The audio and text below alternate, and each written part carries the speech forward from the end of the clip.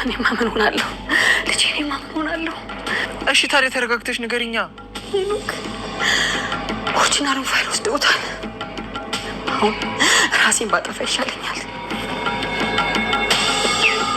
በጣም ይቅርታ እማዬ። አንተ ምን አደረግኝ ልጄ? ራሴ እኮ ነኝ ችግር የፈጠርኩት። ራሴ ነኝ። መጥተው አስፈራሪ ነው ልጄ። ቁጭ በል። በዚያ አካሄድ የሚወጣ አይመስለኝም። ከገባች እኮ 30 ደቂቃ አለፈ።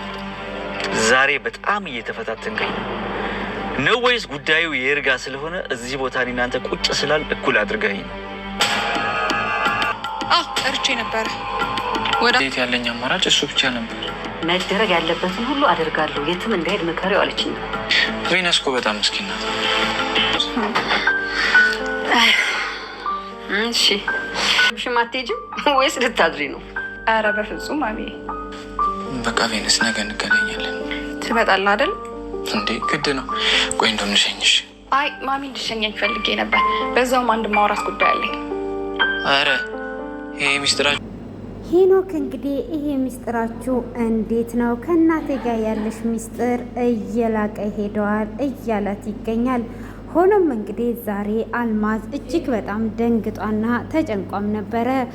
ባሌን ከእንደገና ቀበርኩት፣ ወይኔ እኔ አልማዝ ፋይሉን አስበላው በማለትም እንግዲህ እጅግ በጣም ካዘነችም በኋላ ሄኖክ ጋ ደውላለት ነበር። ሄኖክ ጋም ልጄ ዛሬ ጉድ ሆነናል፣ ዋናው ፋይሉ የለም እቤት ውስጥ እባክህ ልጄ በቃ ካሁን ወዲህ ሁሉ ነገራችን ተበላሸ፣ ምንም ነገር ማድረግ አልቻልንም በማለትም ትናገረዋለች። እሱም እንግዲህ እጅግ ይደነግጥና እማዬ በጣም ይቅርታ አድርጊልኝ ብሎ ይላታል። እሱም እንግዲህ በጣም ይቅርታ አድርጊልኝ በማለትም ሲናገር ምንድን ነው እሱ በማለትም ስትጠይቀው እኔ አቶ አለሙ ሊያስፈራራሽ ወደ ቤት እየመጣ ስለነበረ ዋና ፋይሉን ወስዶ ከደበቀው አንቺ አንድ ነገር ያደርግሻል ብዬ ስለፈራው ፋይሉን ወስጄው አስቀምጨዋለሁ በማለት ይነግራታል። ምን ነው ልጄ ለምን እንደዚህ ታደርገኛለህ? በዛው ጸጥ ብልብህ በማለትም ስትለው እማዬ ይቅርታ አድርጊልኝ እኔ ለአንቺ በማሰብ ነው በማለትም ይናገራታል። እሱም እንግዲህ እንደዛ ብሎ ከተናገራት በኋላ እሷም ወደ ራሷ ትረጋጋና በል ልጄ ራስህን ጠብቅ፣ አሁን ነገሮች ሁሉ እንደ መጀመሪያው አይደሉም በማለትም እንግዲህ እየተናገረችው ትቆያለች። ሆኖም እንግዲህ በባለፈው ክፍል ላይ ክፍሉ ሲጠናቀቅ አለሙ ገና እሷ ላይ መጥቶ ሽጉጥ ሊያቀባብልባት ዋና ፋይሉን ስጭኝና ስለዚህ አንቺ 50%ቱን ትወስጃለሽ በማለት ነበር ክፍሉ የተጠናቀቀው። ሆኖም እንግዲህ ይሄንን ካላትም በኋላ ምንድን ነው ብላ ስትለውም 50%ቱን የምወስደው እኔ ነኝ ብላ ስትልም እሺ እሱ ችግር የለም ግን ዋና ፋይሉን እፈልጋለሁ ብሎ ይላታል። እሷም እንግዲህ በፍጹም ዋና ፋይሉንማ ላንተ አልሰጥህም በህይወት እያለሁ ብላ ስትልም ሽጉጡን መዘዝ ሲያደርግባት እሷም ተዘጋጅቷ ስለተቀመጠች ሽጉጡን መዘዝ ታደርግበታለች። እሱም እጅግ በጣም ይደነግጥና ነው እንዴ እንደዛ ከሆነ በማለትም እንግዲህ እሺ አንቺ እንዳሰብሽው አይደለም ብሎ ይላታል። እኔ ነግሬሃለሁ ሙሉ ፋይሉ አልሰጥም። አሁን መጀመሪያ ልጄ እንዳያቅ ነበር። አሁን ግን ልጄ ነገሮችን ሁሉ ስላወቀ እኔ ያልኩትን ከማድረግ ወደ ኋላ እንደማይል ታውቃለህ አይደል? በኋላ ላይ ደግሞ አንድ ነገር ቢያደርግህ በማለትም እንግዲህ ትነግረዋለች። እሱም እንግዲህ ከተናገረችውም በኋላ ምንድን ነው እሱ በማለትም ይናገራታል። እሱም እንግዲህ ያንን ከተናገረ በኋላ እኔ ከፈለኩኝ በልጄ ሂሳብህን ላሰጥ እችላለሁ፣ የደረሰ ልጅ እንዳለኝ እንዳዘነጋ በማለትም ትነግረዋለች። ሆኖም እንግዲህ በዚህ ሰዓት እሱም እጅግ ይደነግጣል። እሱም ከደነገጠ በኋላ ምንድን ነው የተከሰተ ያለው በማለትም እሱም እንግዲህ ይህንን ነገር ከደነገጠም በኋላ እሺ በቃ ሌላ ጣጣ ውስጥ አትግቢ በማለትም ካሁን ወዲህ ከአንተ ጋር ስራዬን አቁሜያለሁ በማለትም ትናገረዋለች።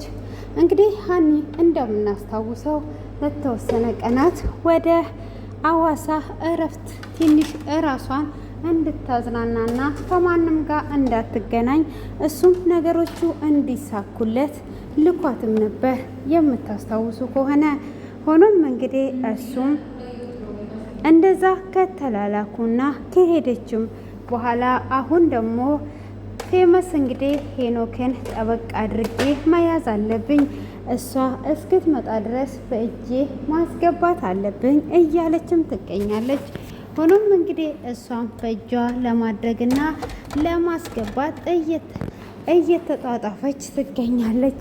እንግዲህ ጓደኛዋ አሁን እንግዲህ በእጅሽ ለማስገባት ያለሽ እድል አሪፍ ነው በማለትም ስትላት እሷም ያንኑ እንግዲህ እድሏን አሪፍ ነው በማለትም ትናገራለች።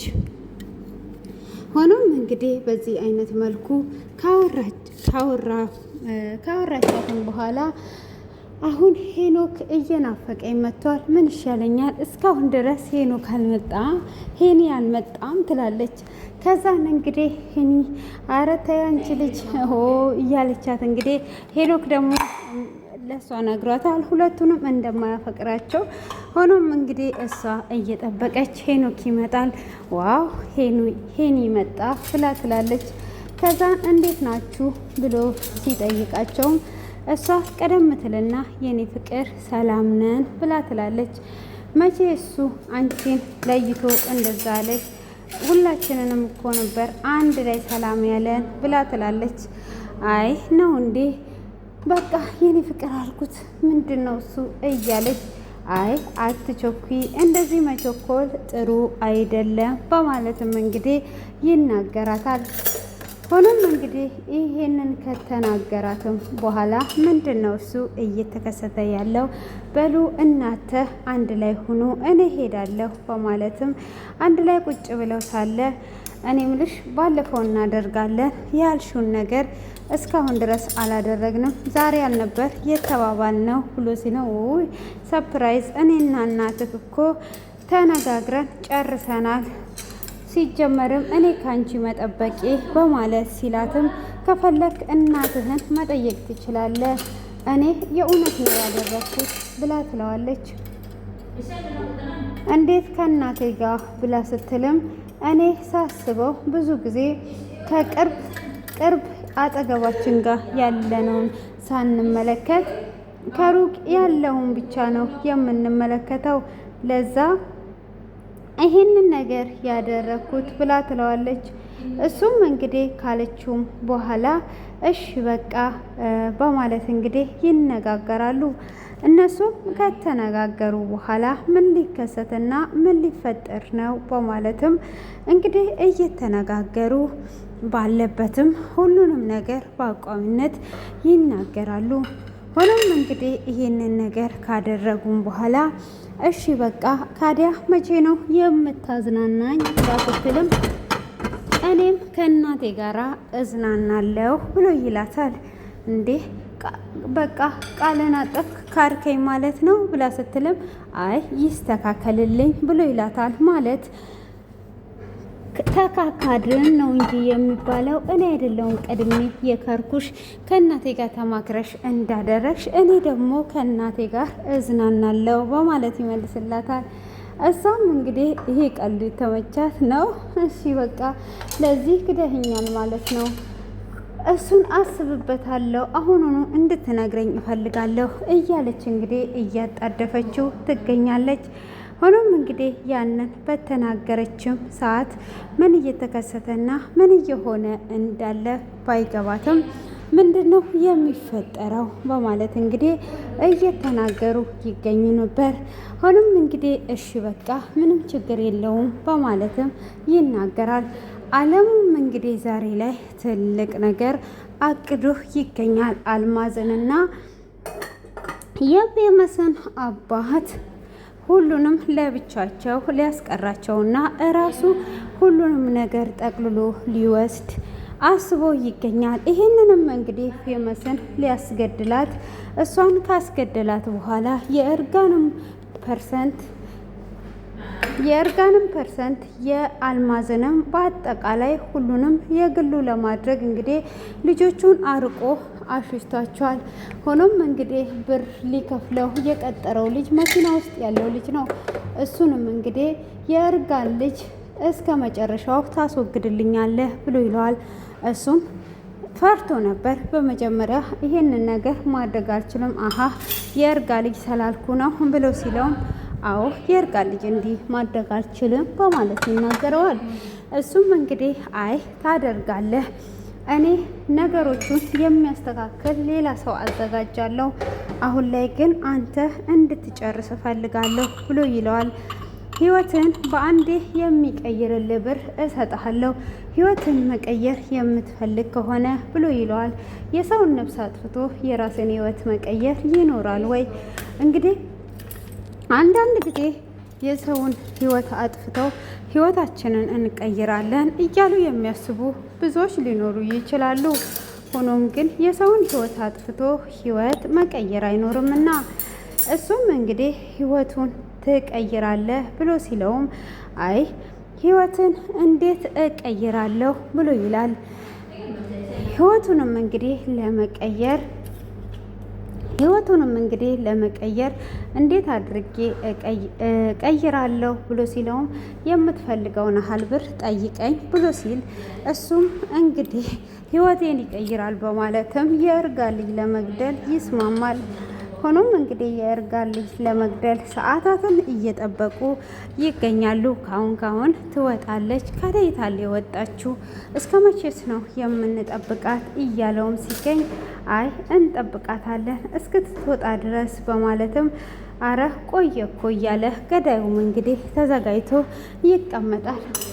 ሆኖም እንግዲህ ከፍዬ እኮ ነው የመጣኸው፣ አሁን ተረጋግተህ ተቀመጥ፣ በፈለገኝ ሰዓት በወጣኝ ሰዓት ነው የምታከናውለው፣ ምንም የሚያጣድፍህ ነገር የለም፣ እንደ ከፈልኩ እንዳዘነጋ እያለው ይገኛል።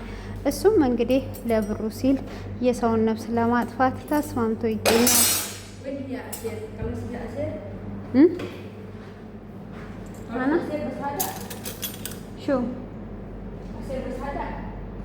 أسيل